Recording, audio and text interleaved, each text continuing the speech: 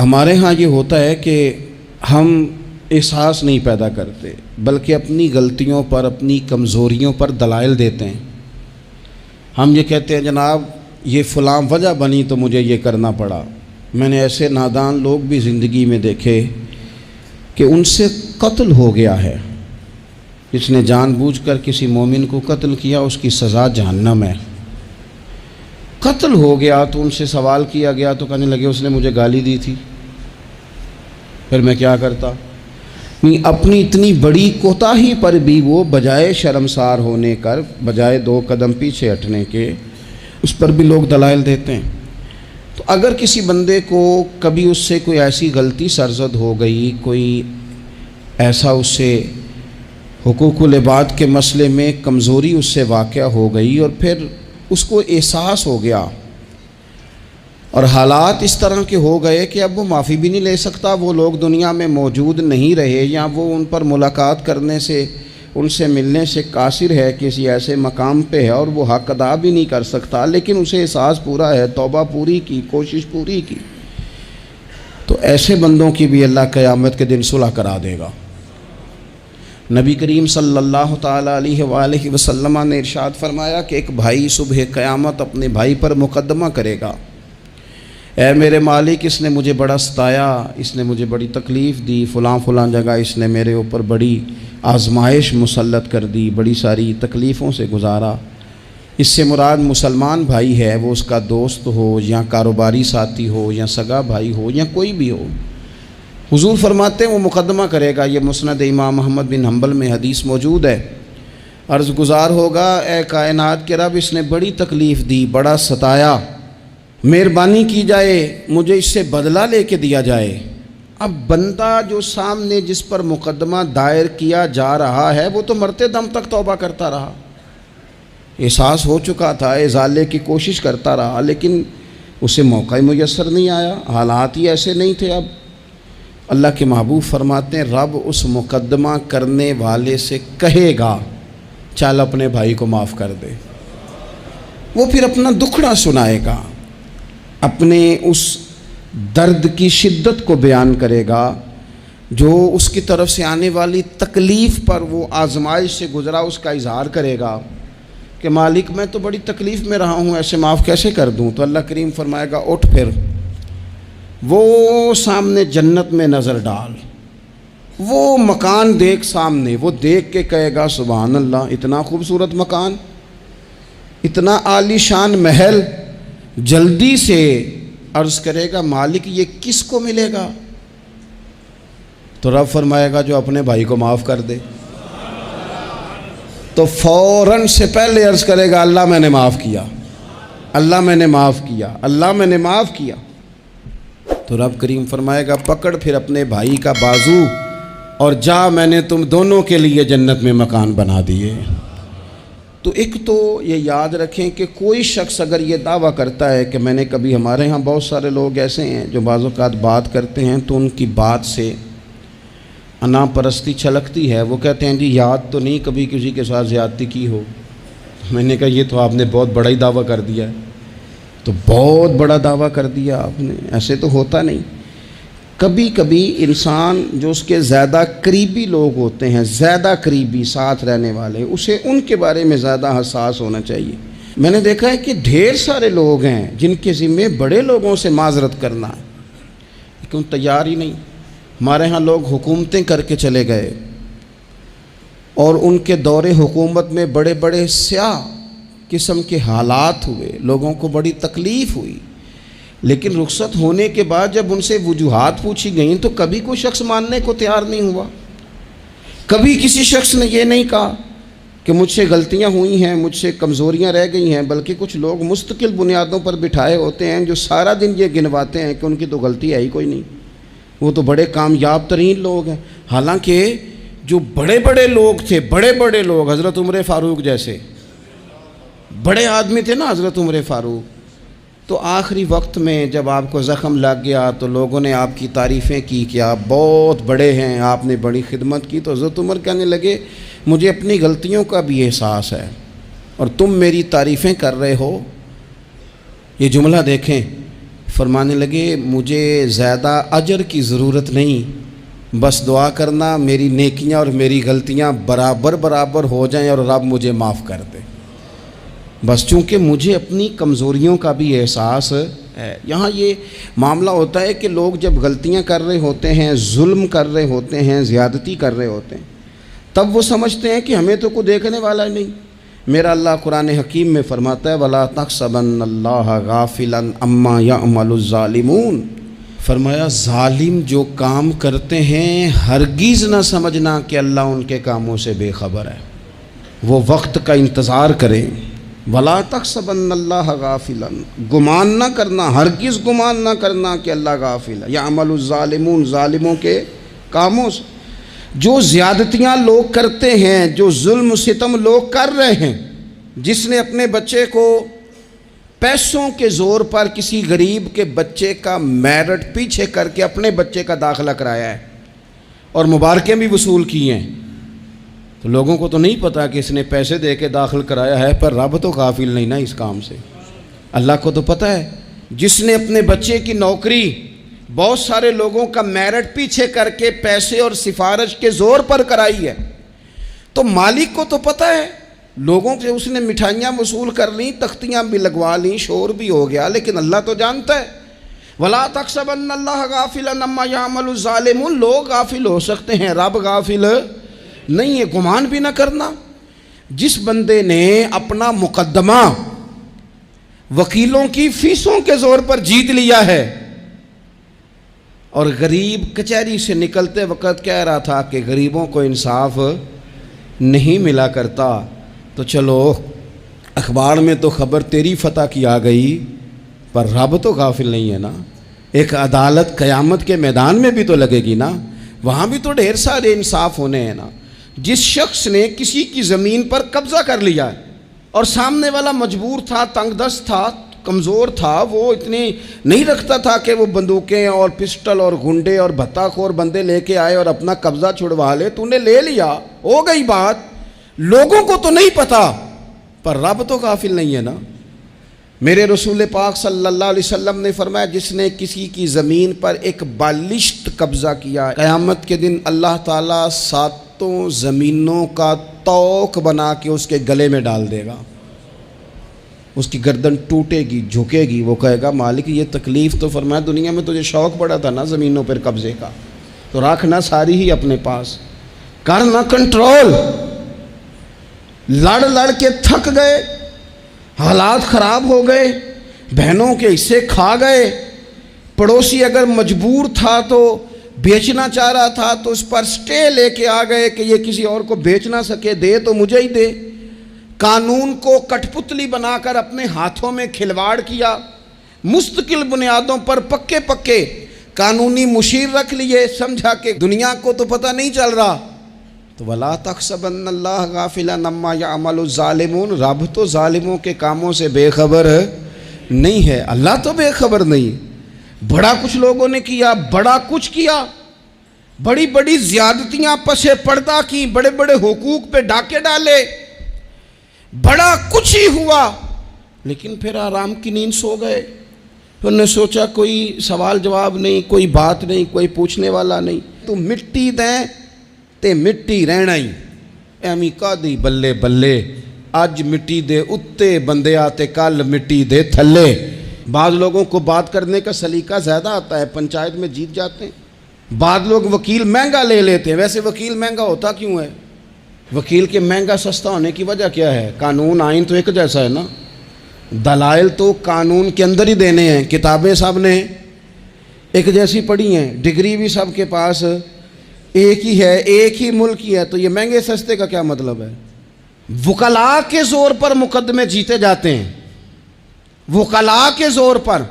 اور اگر خبریں ایسی بھی ہوں کہ بعض عدالتیں بھی پریشر قبول کرتی ہیں، بعض ادارے بھی پریشر قبول کرتے ہیں، پھر ملک نہیں بنا کرتے، پھر صرف کشتیاں لڑی جاتی ہیں، صبح سے شام تک کشتی لڑو اور شام کو کہنا کہ نہیں رزلٹ ٹھیک نہیں آیا، جو ریفری تھا، جو امپائر کھڑا کیا تھا، اس نے کہا نہیں یہ کھیل دوبارہ ہوگا، سویرے پھر شروع کر دو۔ ٹھیک ہے، باہر جو لوگ ہیں بیچارے وہ اپنی جگہ پہ ہیں تو ہیں، ختم ہو گئی بات۔ آپ دیکھ لیں ہمارے ملک میں جتنے بھی سنجیدہ فکر لوگ ہیں وہ زیادہ پریس کانفرنسز نہیں کرتے، وہ زیادہ شور شرابہ نہیں کرتے۔ کچھ پکے لوگ رکھے ہوئے ہیں جن کی ڈیوٹی چرب زبانی ہے، جن کی ذمہ داری ہر وقت آنکھ کو بھڑکا کے رکھنا، جن کے ذمے یہ کام لگایا جاتا ہے سوائے اس کے انہیں کچھ بھی نہیں آتا، صرف اتنا ہی جانتے ہیں کہ ہم نے سامنے والے کی پگڑی کو کیسے اچھالنا ہے۔ تو کبھی بھی کسی موقع پر بھی کسی کی ایک پائی بھی ظلمن کبھی بھی اپنے قبضے میں نہ لیں۔ یاد رکھنا رزق زیادہ ضروری نہیں ہوتا، رزق برکت والا ضروری ہوتا ہے۔ تھوڑا ہو لیکن اس میں برکت ہو۔ کثرت سے کام نہیں چلتا، برکت سے کام چلتا۔ بہت پیسے ہوں لیکن ان میں برکت ہی کوئی نہ ہو، آتے بھی جا رہے ہیں اور جاتے بھی جا رہے ہیں، کوئی سمجھ نہیں آ رہی۔ تو ظلم اور زیادتی اور جبر ہمارے ہاں یہ دور بدل گیا، میڈیا لوگوں کی جیب میں آ گیا، آسانی ہو گئی، سیٹلائٹ کا سسٹم آ گیا، دور دراز کونوں میں لوگ اپنی بات لوگوں تک پہنچانے کا ذریعہ حاصل کر سکے، ساری آسانیاں ہو گئیں، ہر چیز لوگوں کو میسر آ گئی، تیزی ہو گئی، لیکن سچ پھر بھی نہیں عام ہو سکا۔ حقیقت پسندی کے دعوے لوگوں نے پھر بھی نہیں کیے۔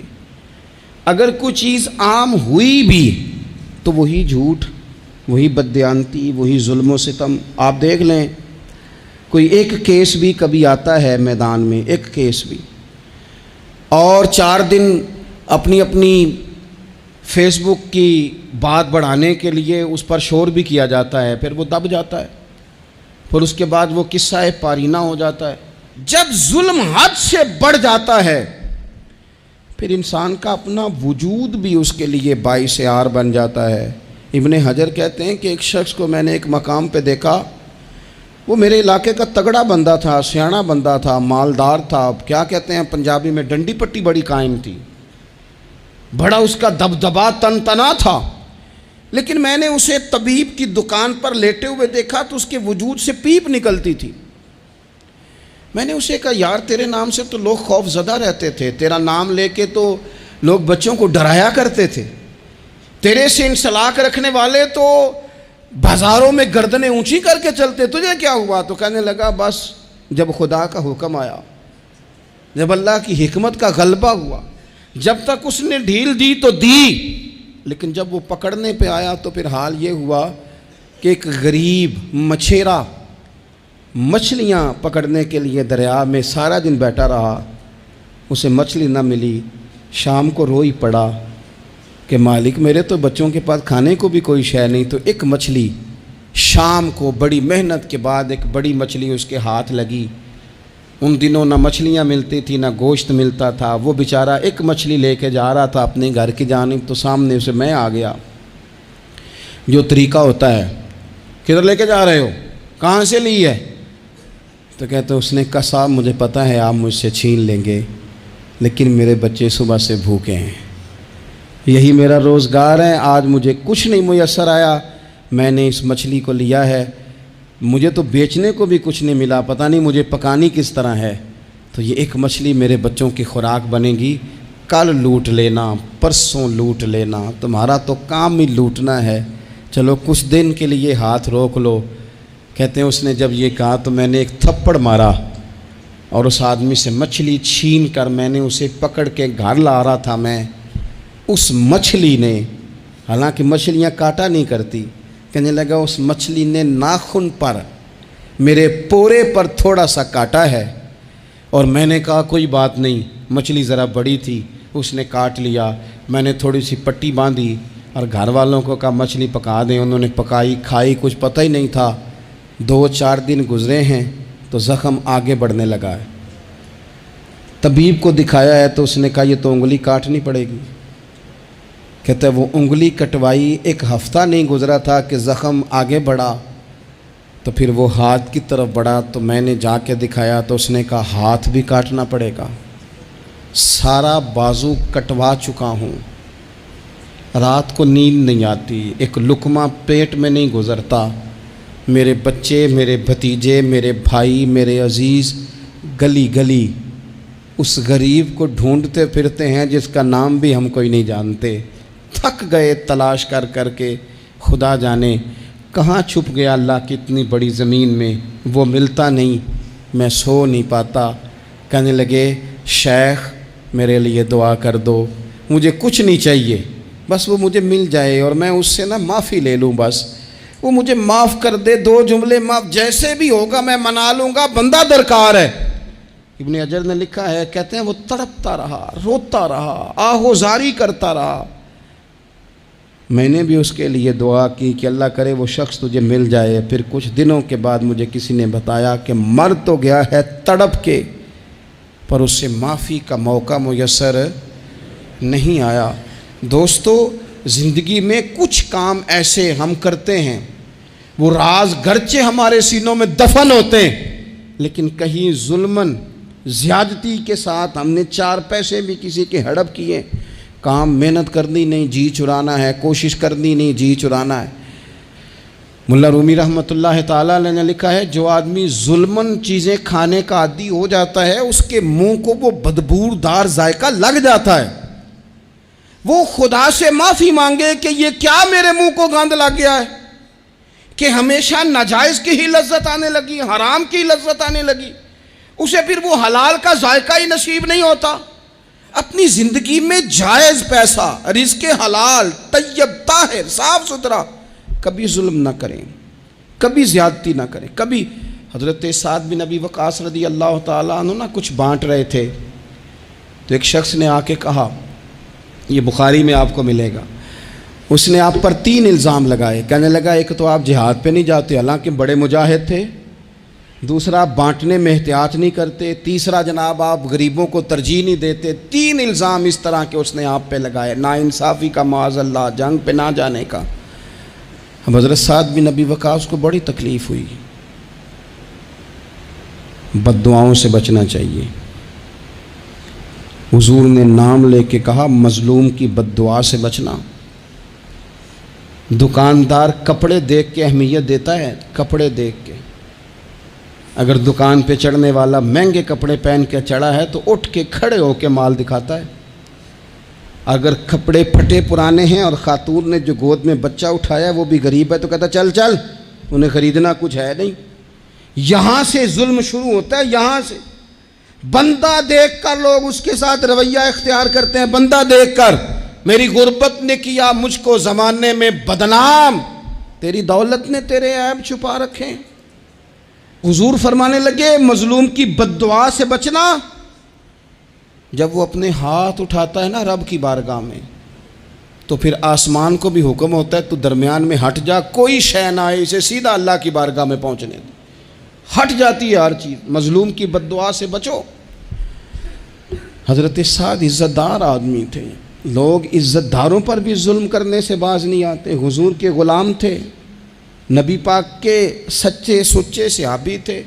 اس نے جھٹ سے منہ کھولا الزام لگا دیا، سوچا سمجھا ہی نہیں کہ میں اس شخص کے بارے میں بات کر رہا ہوں جس کی صبح اور شام میں حضور کے ساتھ وفا کرتے گزر گئیں. بخاری میں موجود ہے. ظلمن بات کی، ظلمن. کہنے لگا نہ جہاد پہ جاتے ہو، نہ مال غنیمت انصاف سے بانٹتے ہو، نہ عدل کرتے ہو. الزامات لگاتا. حضرت سعد چپ کر گئے. کئی دفعہ نفیس آدمی وہ اس کو تکلیف ہوتی ہے وضاحت دیتے بھی کہ میں وضاحت دوں. اب یقین کریں وضاحت دیتے بھی تکلیف ہوتی ہے. حضرت سعد بن ابی وقاص خاموش ہو گئے، چپ کر گئے. لیکن اس وقت سے ڈرنا چاہیے جب کوئی اپنا مقدمہ رب کی بارگاہ میں پیش کرے، رات کو اللہ کے حضور شکایت کرے. حضرت سعد بن ابی وقاص نے 3 دعائیں کی اس کے لیے. دعائے ضرر، بد دعائیں دی 3. کون سی؟ کہا اے اللہ اس کی عمر لمبی کر دے، اے اللہ اس کا فقر بڑھا دے. تیسرا کہا اے اللہ اسے فتنوں میں مبتلا کر. اس نے مجھے اذیت دی، تکلیف دی، میں نے تو ساری زندگی وفاداری میں گزاری اور یہ مجھے کیا کہہ گیا جاتے ہوئے. ایک تابعی بزرگ ہیں، وہ فرماتے ہیں اور بخاری میں موجود ہے. تابعی بزرگ فرماتے ہیں میں نے اس بوڑھے کو دیکھا، اتنی عمر لمبی ہو گئی تھی کہ بھویں جھک گئی تھیں اور حال یہ تھا کہ مانگتا پھرتا تھا، ایک دفعہ روٹی کھاتا تو بھوک ختم نہ ہوتی، پھر مانگنا شروع کر دیتا، فقر لمبا ہو گیا۔ اور فرماتے ہیں فتنے کا یہ حال تھا کہ نہ اب خواہش تھی نہ اس کے وجود میں اتنی طاقت تھی، لیکن راہ سے گزرتے معاذ اللہ ثم معاذ اللہ کسی خاتون کو چھیڑ دیتا، اسے جوتے پڑتے، اسے تکلیف ہوتی۔ تو جب لوگ اسے پوچھتے یہ تو کیا کرتا ہے، تو کہتا یہ حضرت سعد بن ابی وقاص کی دعا ہے جو میرا پیچھا کرتی، یہ میں نے ان پر ظلم کیا، زیادتی کی، الزامات لگائے، دل توڑا، تو یہ دعا ہے جو مجھے جینے نہیں دیتی۔ خدا را اپنے لہجوں پر، اپنے انداز پر تھوڑی توجہ دیں۔ ہم مطلب وہ جب ہمیں پتہ ہوتا ہے نا کہ یہ سامنے والا کمزور ہے، دو باتیں سن لی ہیں، تو پھر ہم 100 سناتے ہیں، پھر ہم کئی 100 سناتے ہیں، پھر تو ماں بدولت باز آنے کو تیار نہیں ہوتے۔ کبھی بھی کسی پر ظلم نہ کریں، زیادتی کا مزاج نہ بنائیں، تکلیف نہ دیں۔ ہمارا وجود، ہمارا لہجہ، ہمارا اٹھنا بیٹھنا کبھی کسی کے لیے بوجھ کا باعث نہ بنے۔ ٹھیک ہے، بعض لوگوں کے شر سے ڈرتے ہیں، بعض لوگوں کی ضد سے ڈرتے ہیں، بعض لوگ رٹا بڑا ڈالتے ہیں تو رٹے سے ڈرتے ہیں، خاموشی سے نکل جاتے ہیں۔ اس کا مطلب یہ نہیں ہوتا، وہ حضور نے فرمایا مومن نرم دل ہوتا ہے، سامنے والا سمجھ لیتا ہے شاید بزدل ہے، اس کو پتہ ہی کوئی نہیں، وہ تو نرم دل ہے۔ یاد رکھنا کچھ بدلے صبح قیامت اللہ کے حضور بھی پیش ہوں گے۔ اللہ تعالیٰ نے نا انسانوں کو انسانوں کے ساتھ مل کر رہنے کا فرمایا ہے۔ انسان معاشرتی طور پر ایک دوسرے کے ساتھ مل جل کے رہتا ہے، تو جب انسان انسانوں کے ساتھ مل کے رہتے ہیں تو پھر انسانوں کے ایک دوسرے کے ساتھ محسن اور احسان مند کے رشتے بھی ہوتے ہیں۔ جس طرح احسان جتلانا ایک بہت بری صفت ہے اور ایک بہت بڑی باطنی اور روحانی بیماری ہے، اسی طرح احسان فراموشی کرنا بھی بہت بڑا ظلم ہے۔ ہمارے ہاں آج کل جو چیزیں بڑی سستی ہیں، بڑی ارزاں ہیں، بڑی سوکھی مل جاتی ہیں، ان میں ایک چیز احسان فراموشی بھی ہے۔ قرآن مجید فرقان حمید نے نا سورہ بقرہ کے اندر ایک مسئلہ طلاق کا بیان فرمایا کہ اگر کوئی خالی نکاح ہوا ہو اور طلاق دے دے اپنی بیوی کو تو وہ حق مہر کا کیا معاملہ کرے۔ طلاق ہو رہی ہے، طلاق، بات طلاق کی، میاں بیوی کے جدا ہونے کی بات آ گئی، تو اس مقام پر اللہ تعالیٰ نے قرآن مجید میں میاں بیوی کو کیا کہا؟ فرمایا وَلَا تَنْسَبُوا الْفَضْلَ بَيْنَكُمْ، آپس میں ایک دوسرے کے احسان کو بھلا نہ دو۔ وقت طلاق بھی تمہارے جو ایک دوسرے پر احسانات ہیں ان کو بھلا نہ دینا۔ کیوں کہ ان اللہ بما تعملون بصیر، بے شک اللہ تمہارے کاموں کو دیکھ رہا ہے۔ انسان کا انسان کے ساتھ جو بھلائی کا رشتہ ہے، نیکی کا، اسے کبھی نہ بھلایا جائے۔ اور قرآن مجید نے کہا حل جزاء الاحسان الا الاحسان، کیا ہے بھلا نیکی کا بدلہ مگر نیکی، احسان کا بدلہ صرف احسان۔ ہم نہ احسان مندی نہیں کرتے، مزاج نہیں پیدا کرتے۔ اچھا کبھی احسان مانتے بھی ہیں تو کسی نے جو ایک دو احسان کر دیے ہیں نا اس کا مانتے ہیں، اور ہمارے جو قریبی ہیں، جو اپنے ہیں، جن کے احسان گنے نہیں جا سکتے، شمار نہیں کیے جا سکتے، ہم پر سب سے زیادہ احسان ہمارے رب کریم کا ہے۔ اس نے ہمیں پیدا کیا ہے، اس نے ہمیں زندگی دی ہے، وہ ہمیں رزق دیتا ہے، اس نے ہمیں شعور دیا ہے، اور پھر اس کے بعد ہمارے اوپر سب سے بڑھ کر احسان ہمارے رسول پاک کا ہے صلی اللہ علیہ وسلم۔ حضور کا تو وجود ہی پورا اللہ کا احسان ہے۔ لقد من اللہ علی المؤمنین اذ بعث فیہم رسولا، رب کہتا ہے میں نے تم پر احسان کیا ہے کہ میں نے تمہیں اپنا رسول عطا فرمایا۔ حضور کا سارا وجود ہی ہمارے اوپر احسان۔ لیکن آپ دیکھ لیں اس احسان مندی کا جو خاص جذبہ ہونا چاہیے تھا اور ہمارے وجود میں اس کے جو اثرات ہونے چاہیے تھے، اور ہماری طبیعت جس طرح جھکی ہوئی ہونی چاہیے تھی اس احسان پر، وہ ہمارا مزاج نہیں بنتا الا ماشاء اللہ۔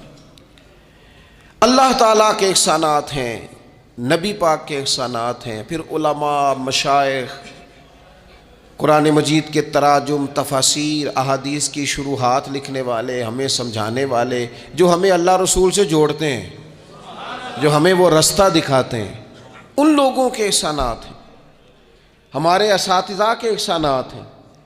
اور دنیاوی احسانوں میں سب سے بڑھ کر جو ہمارے اوپر احسان ہے وہ ہمارے والدین کا ہے۔ اور قرآن مجید میں اللہ کریم نے فرمایا میرا بھی شکر ادا کرو اور اپنے ماں باپ کا بھی شکر ادا کرو، ان کا بھی شکریہ ادا کرو۔ مزاجوں میں تشکر کا جذبہ نہیں۔ وہ میں ایک دوست ناراض ہو گئے اپنے گھر سے، تو والد نے انہیں کہا ٹھیک ہے آپ الگ ہو جائیں، جو ان کا حصہ تھا وہ ان کو دے دیا۔ 4 بھائیوں میں سے ایک کو انہوں نے روانہ کر دیا۔ اب وہ ظاہر ہے کچھ پریشان ہوئے، گھر چھوڑنا تھا تو ایک اور جگہ منتقل ہوئے، تو ان کے ایک دوست نے ان کی مدد کی اور ان کو انہوں نے کچھ دن اپنے ساتھ رکھا، پھر آہستہ آہستہ مواقع بن گئے اور جگہ ان کو مل گئی۔ تو وہ میرے ساتھ گفتگو کر رہے تھے، تو ہم جو سادہ لوگ ہوتے ہیں دیسی دیہاتی، وہ ہم نا ایک بات ہی پکڑ لیتے ہیں ساری زندگی، اور تصویر کا دوسرا رخ دیکھنے کو تیار نہیں ہوتے۔ کہنے لگے جی یہ میرا محسن ہے، اس نے اتنے دن مجھے گھر رکھا، کوئی 20-25 دن اس نے مجھے اپنے گھر رکھا، پھر اس نے میرے ساتھ تعاون کیا، پھر کاروبار چلانے میں میری مدد کی، پھر مجھے مکان لے کے دیا۔ 1-2 سال تک اس طرح اس نے مجھے سپورٹ کیا کہ میں ٹانگوں پہ کھڑا ہو گیا۔ اماں ابا نے تو مجھے نکال دیا تھا، اور ان کی وہ شکوے بھی بیان کرنے لگا، شکایتیں بھی کرنے لگا۔ تو میں نے اسے کہا کمال ہے نا، جس نے 20 دن گھر میں رکھا وہ محسن ہے، اور جس ماں نے 9 مہینے پیٹ میں رکھا اس کے بارے میں تیرا رویہ ہی بدل گیا ہے۔ آپ غور کریں گے اور سمجھیں گے اس بات کو کہ 9 ماں نے پیٹ میں رکھا، اور کیا دکھ سہے، کیا تکلیف ہے۔ اور میں نے کہا اس نے 2 سال سپورٹ کی ہے، اور یہ تو تیرا محسن ہے، اور جس باپ نے اتنی سپورٹ کی کہ تیرے 3 بچے بھی ہو گئے، تو وہ بس 1-2 منٹ میں تو وہ چپ کر گیا۔ میں نے کہا تمہیں یہ سپورٹ نظر نہیں آئی؟ ہم جو پیر صاحب تک پہنچے، ہم جو استاد صاحب تک پہنچے، ہم جو دوستوں تک پہنچے، ہم جو رشتہ داروں تک پہنچے، ہم جو اولاد تک پہنچے، ہم جو سسرال تک پہنچے، ہم جہاں بھی پہنچے، اس پہنچنے میں پہلا کردار ہمارے ماں باپ کا ہے۔ یہ پہلی درسگاہ ہے۔ میرے والد صاحب اپنا نام نہیں لکھنا جانتے تھے، میری اماں اپنا نام نہیں لکھ سکتی تھی، لیکن میں اپنے دوستوں سے کہتا ہوں کبھی مجھے موقع ملے تو 2 جلدوں میں کتاب لکھوں گا اپنے ماں باپ۔ میری والدہ کے بارے میں کوئی مجھ سے پوچھے کہ آپ کی اماں کیا ہے، تو میں کہوں گا میری اماں میرے لیے یونیورسٹی ہے، میری اماں میرے لیے اتھارٹی ہے، اس لیے کہ اس گود کے اندر بیٹھ کے جو سیکھا ہے وہ کہیں اور سیکھنے کو نہیں ملا۔ میرے والد صاحب میرے لیے اسکول آف تھاٹ ہیں، میری سوچوں پر پہلا اثر ان کا ہے۔ ہم نا مطلب وہ نئے نئے رنگ، نئے نئے انداز، نئی نئی چیزیں دیکھ کر پیچھے ہم ہر چیز بھولتے جاتے ہیں، اور نوے نہ یار بنائیے۔ میں نہیں جی اگوں آکھنا، اس لیے کہ میرا میاں صاحب سے یہ شکوہ ہے کہ تسی کمینہ ہی آکھ چھڑیا ہے۔ یہ تو ثقیل لفظ ہے، صوفیاء ثقیل جملے استعمال نہیں کرتے، تو ثقیل ہے لفظ، یعنی آج کل بھی کسی کو کمینہ کہنا بڑا مشکل کام ہے نا۔ بندہ نالائق کہہ دے، بیوقوف کہہ دے، تھوڑا سا نا لفظ قابو میں ہے، لیکن کمینہ کہنا، لیکن میاں صاحب کہتے ہیں نوے نہ یار بنائیے ایویں وانگ۔ او بھائی تھوڑا سا نا اپنے ماں باپ کے لیے بازو بچھے ہوئے ہوں، محبت ہوئی ہو، اور یار میرے رسول پاک کریم محبوب علیہ السلام، معصوم آمنہ صلی اللہ تعالی علیہ وسلم، نبی پاک علیہ السلام نے نا فرمایا جس نے لوگوں کا شکریہ ادا نہیں نہ کیا اس نے اللہ کا بھی کوئی نہیں کیا۔ اگر تو کسی کا احسان مند ہی نہیں، اگر تو کسی کا مشکور ہی نہیں، تو اللہ کا کیا شکر ادا کرے۔